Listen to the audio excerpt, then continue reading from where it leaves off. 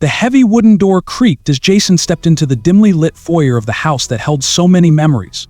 It had been years since he'd walked these floors, the same polished oak floors his mother had once cleaned with a fierce dedication that seemed to keep the family together. Now, at 23, fresh out of college and directionless, Jason was back. The house felt like a shell of what it once was, much like Jason himself. Steve, his father, stood at the foot of the staircase, his face splitting into a warm smile as he spread his arms wide. "Jason, it's good to have you home, son." Steve looked older than Jason remembered, his once dark hair now streaked with gray, but the vitality in his eyes remained the same. Behind him, quietly stepping into the room, was Betty, his stepmother. Betty was a striking woman, not in the overt way that turned heads in a crowd, but in the kind of understated elegance that commanded respect. Her sandy blonde hair was always perfectly in place, her movements graceful, her smile warm and yet guarded. Jason had never known her well. She married Steve just 2 years after his mother had died, and though she made his father happy, Jason kept his distance, unsure of how to feel about this woman who now occupied his mother's place. "You must be exhausted," Betty said, her voice soft, reassuring. "I made your favorite chicken pot pie." Jason managed a smile, thankful for the gesture, but inside he felt the weight of being here again. Moving back home was supposed to be temporary, a place to land while he figured out his next step. But something in the air, something about returning to the place where his life had taken so many sharp turns, filled him with unease. That night, after a dinner filled with polite conversation and catching up, Jason found himself in his old room, lying awake in the dark. His future felt like a black void, an endless series of unknowns he wasn't ready to face. He glanced out the window, wondering how long he could hide in this house, pretending life wasn't moving forward without him. It was nearing midnight when Jason heard a soft knock on his door. He sat up, startled. "Yeah?" The door creaked open slowly, and Betty appeared in the doorway, her figure outlined by the faint glow from the hallway. She was wearing a simple nightgown, her hair down, a look of concern on her face. "I noticed your light was still on. Can I come in?" she asked gently. Jason nodded, sitting up straighter as she stepped into the room and sat at the edge of his bed. He felt a strange tension build in the air, something he couldn't quite place. Betty had always been kind to him, always tried to bridge the distance between them. But it was only in this quiet moment, in the intimacy of the late hour, that Jason noticed just how much effort she had made to be a part of his life. "You seemed restless at dinner," Betty said, folding her hands in her lap. "Is everything okay?" Jason sighed, rubbing his face. "I don't know, it's just life feels kind of stuck. I thought I'd have everything figured out by now, but here I am back home and I don't even know where to start." Betty smiled, her expression softening. "It's normal to feel that way. Jason, you've just graduated and the world expects you to have all the answers. But it's okay if you don't, you have time." There was something about the way she said it, the calm in her voice, that made Jason relax for the first time in weeks.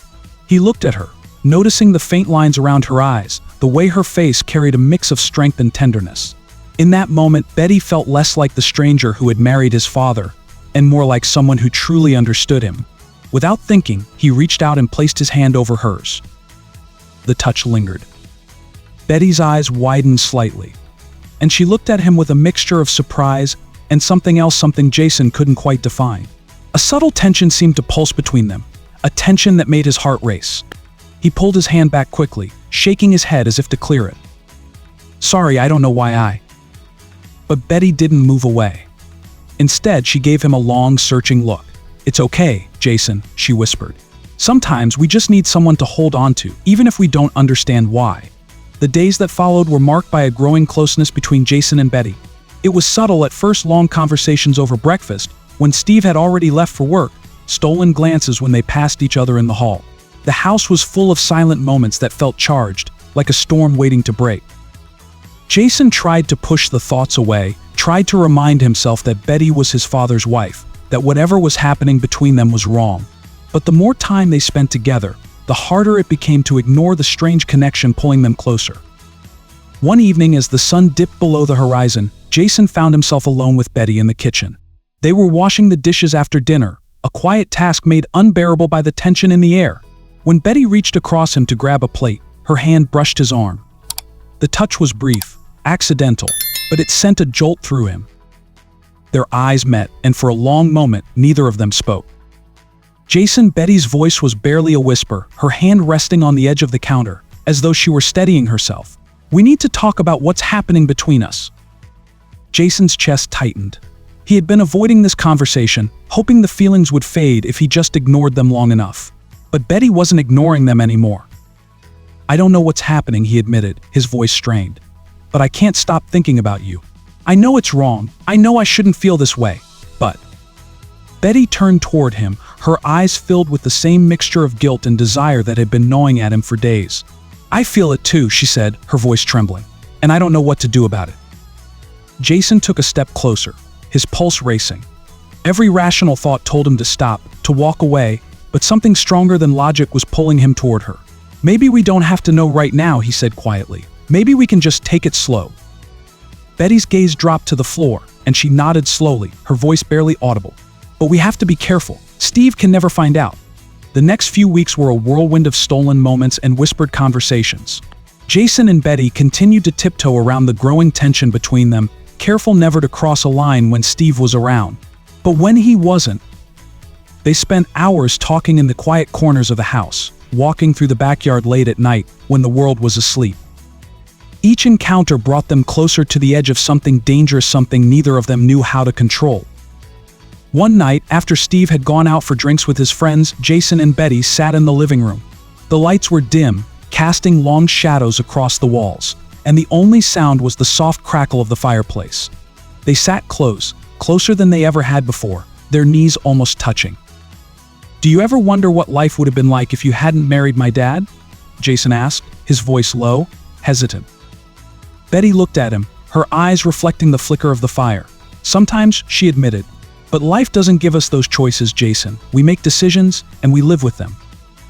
"But what if we could change things?" Jason pressed, his voice soft but urgent. He wasn't sure where the words were coming from, but they poured out of him, fueled by the unspoken tension that had built between them for weeks. Betty didn't answer right away. She stared into the fire, her expression unreadable, and Jason began to wonder if he had gone too far. But then she turned to him, her eyes filled with something that looked like both regret and longing. "Jason," she began, her voice thick with emotion, "we can't change what's already happened. I love your father. He's been good to me. But this, whatever this is between us, it's real too. I didn't expect it. I didn't want it. But it's here." Her words hung in the air, fragile and dangerous. Jason felt his heart pounding in his chest, his mind racing as he struggled to make sense of the swirling emotions inside him. He had never meant for any of this to happen, but now he couldn't deny what he felt. He reached out, his fingers grazing the back of her hand. "I know it's wrong," he said, his voice barely above a whisper, "but I can't stop." Betty's breath caught in her throat, and for a long moment they sat in silence, the weight of their confession pressing down on them. Finally, Betty pulled her hand away and stood, her movements slow and deliberate. "We can't do this, Jason," she said, her voice trembling. "We can't keep pretending like this is something we can control." Jason stood too, the distance between them suddenly feeling vast. "What are we supposed to do then? Just ignore it?" Betty shook her head, her eyes brimming with tears. "I don't know. But if we keep going down this road, it's only going to end badly. For both of us." Before Jason could respond, the front door opened, and Steve walked in, his jovial voice breaking the heavy silence in the room. "Hey, what's going on in here?" Steve asked, oblivious to the tension that had filled the room moments before. "You two look like you've seen a ghost." Betty forced a smile, wiping her eyes quickly. "Just talking," she said, her voice shaky. "Jason was telling me about his plans for the future." Jason nodded stiffly, his heart still racing from the near confession. "Yeah, just catching up." Steve smiled, unaware of the emotional storm brewing beneath the surface. "Well, don't stay up too late, you two. Tomorrow's a big day, family brunch with Betty's sister, remember?" As Steve disappeared down the hall, Jason and Betty exchanged a long, meaningful look. They both knew the conversation wasn't over, but for now, it would have to wait. The tension in the house became unbearable over the next few days. Every glance, every word exchanged between Jason and Betty was charged with unspoken emotion. They kept their distance when Steve was around, careful to maintain the facade of normalcy, but the pressure was building, and Jason knew it was only a matter of time before something gave. One afternoon, while Steve was at work, Jason and Betty found themselves alone in the house again. The air between them was thick with anticipation, both of them acutely aware that they were teetering on the edge of something dangerous. Jason tried to distract himself with a book, but his eyes kept drifting to Betty as she moved around the kitchen, her presence consuming his thoughts. He couldn't take it anymore. He stood abruptly, crossing the room to where she stood. "We need to talk," he said, his voice low, almost pleading. Betty looked up at him, her expression torn. "I know," she whispered, "but talking won't fix this, Jason." "Then what will?" he asked, desperation creeping into his voice. "I can't keep pretending like nothing's happening between us." Before Betty could answer, the sound of the front door opening echoed through the house. Jason froze, his heart leaping into his throat. Steve wasn't supposed to be home this early. They exchanged panicked glances as Steve's footsteps grew closer. "Hey, I got off work early," Steve called out as he stepped into the kitchen, his cheerful tone grating against the tension between them. "Thought we could all grab an early dinner together." Betty forced a smile, her voice tight. "That sounds great, Steve." Jason, feeling trapped, muttered an excuse about needing to clear his head and quickly made his way outside. The cool air did little to calm his racing heart as he walked down the quiet street, his mind spinning with guilt, confusion, and a growing sense of dread. He knew things couldn't go on like this. The secret he and Betty were hiding was a ticking time bomb, and it was only a matter of time before it exploded. A week passed, the tension in the house becoming almost unbearable. Jason and Betty avoided being alone together as much as possible, but the unspoken emotions between them lingered in every glance, every accidental touch. Steve, oblivious to the turmoil brewing beneath the surface, continued on as if everything was normal. But everything changed one evening. Jason had stayed out late, trying to clear his head with a long drive. By the time he returned home, the house was dark and quiet, save for the faint glow of light coming from the living room. As he stepped inside, he heard voices, Steve's raised in anger and Betty's trembling with guilt. Curiosity and dread flooded him as he crept closer, stopping just outside the doorway. He could hear Steve's voice clearly now. "I don't understand," Steve was saying, his voice thick with confusion. "What the hell is going on, Betty? You've been distant for weeks. I thought we were happy." Jason's heart sank. He had feared this moment, but now that it was happening, he felt powerless to stop it. "I've tried, Steve," Betty said, her voice breaking, "but I can't keep pretending everything's okay. There's something I need to tell you." Jason's breath caught in his throat. This was it, the moment everything came crashing down. I don't know how to say this," Betty continued, her voice barely above a whisper. "But Jason and I."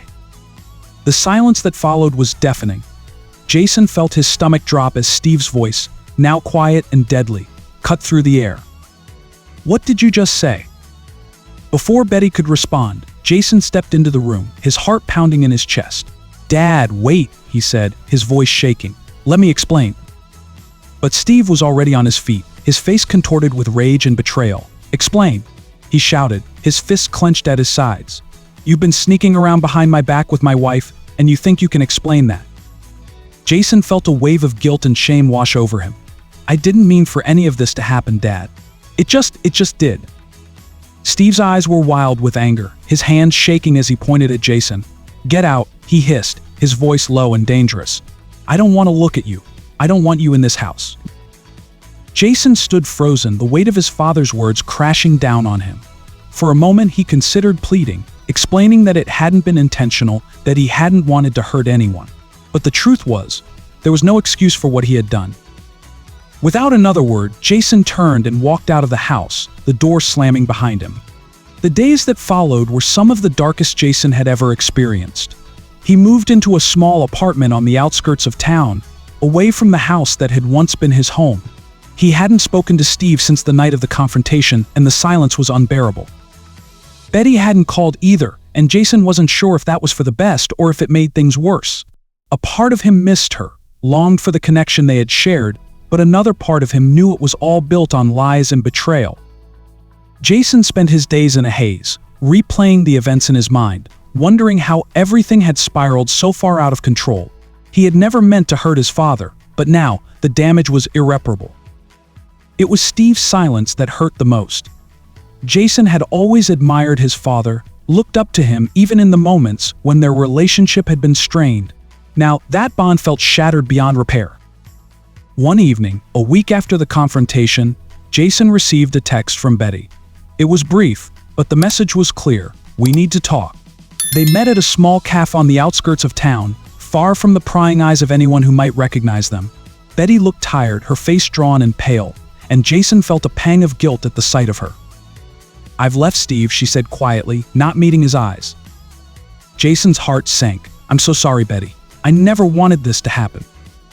Betty shook her head. "It wasn't just you, Jason. There were problems in our marriage long before you came back. I've been unhappy for a while, but I didn't want to admit it. I didn't want to hurt Steve. But I can't keep living a lie." They sat in silence for a long time, both of them weighed down by the consequences of their actions. "What happens now?" Jason asked, his voice hollow.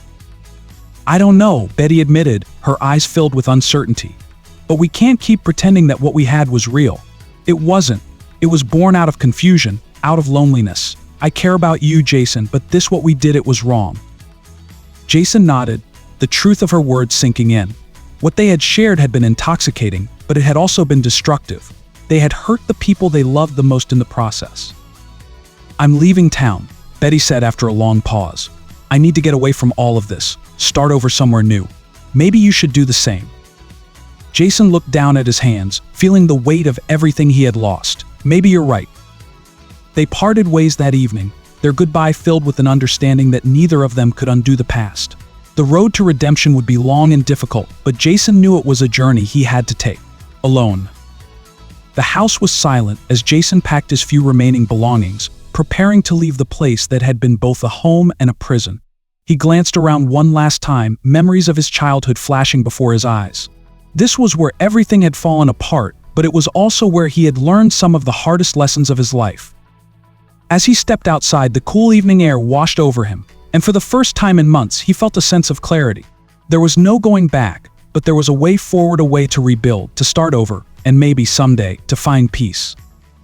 Jason took a deep breath and walked toward his car, ready to face whatever the future held. So if you love this story, be sure to subscribe, hit the bell, and comment below. Your interaction helps us grow.